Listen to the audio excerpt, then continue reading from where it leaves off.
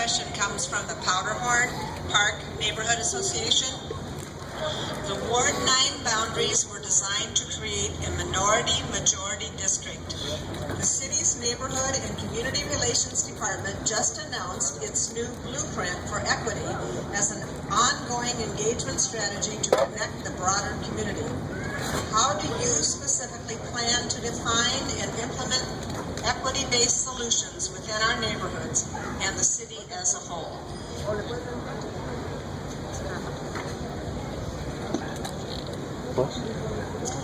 I think that it's really important to champion the efforts of the city to engage multilingual residents, and the neighborhood associations have provided such a vital vehicle to begin that work. I recognize that we still have a lot more work to do because we do need to reach residents in a new way, in a community organizing way. And so as such, I feel that one of the strongest initiatives that we're going to have on the city council to do is to ensure that we continue to fund the neighborhood associations, that we continue to encourage neighborhood associations to hire multilingual organizers. I know PPNA has been leading the way in organizing and convening Latino folks. Her neighborhood organization has also done similar things. And there's a lot of other neighborhood associations throughout the city that are seeing this demographic change. And so we need to continue to dig deep with these neighborhood associations and encourage them and train them around issues of white privilege, around issues of engagement and empowerment and inclusion.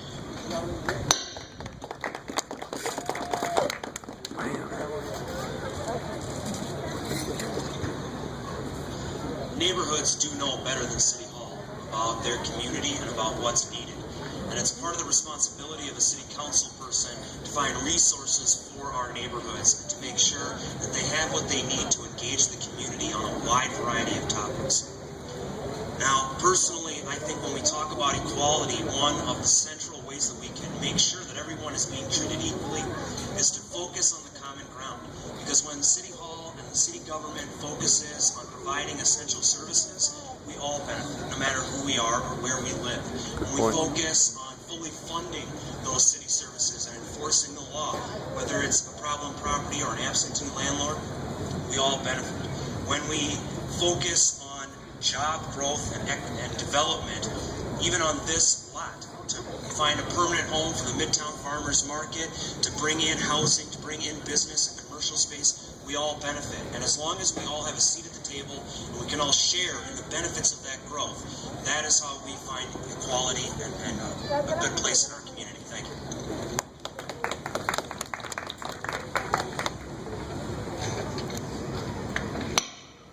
The word equality has so many meanings, and everyone can take that word and translate the way they want it. Equality to our community. And look at the new district that they aligned. I was in District 8, right? They drove me into 9. Or I don't know how they district it, but I was in 9. I never thought about I'm going to run because we have a great council person that used to be in our district. But the reason I choose is the lack of equality in Lake District, the lack of equality in a Philip community. 2010, I volunteered. They called that big building down there in the community centers. It is obvious that you can see a specific community has the advantage and the benefit to access some sources in the city hall, while others get neglected and left behind. And that's why I'm standing in front of you today to make that and create a model that works for every one of you and everyone in District 9. Thank you.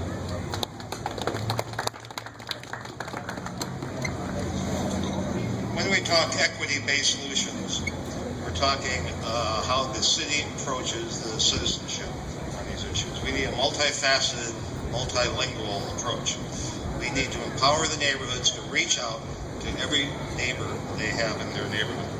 We have to reach out to the block clubs. We have to communicate with every resident. We have to reach them through all community affairs.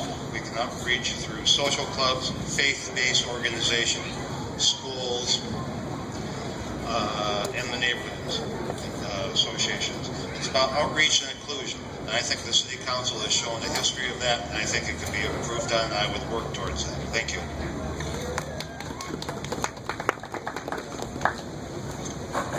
I was counselor, my starting point in addressing the legacy of racism is to understand that it's not just a past problem. It's a continuing structural problem that is deeply rooted in the character of our society. To me, fighting for equity means putting more well-trained, well-paid teachers in the classroom that can give the kind of specialized attention to close the achievement gap. It means publicly financed youth jobs program for Little Earth, which faces 75% unemployment. To me, equity looks like a moratorium on foreclosures, which more than any other single factor has stripped the wealth from Black and Latino families in this country. Equity looks like raising the minimum wage to $15 an hour, which will disproportionately lift up thousands of communities of color out of poverty. The fight for equity means building power in our communities, building lines of solidarity, and fighting the structural racism that has for so long dominated our society. Thank you.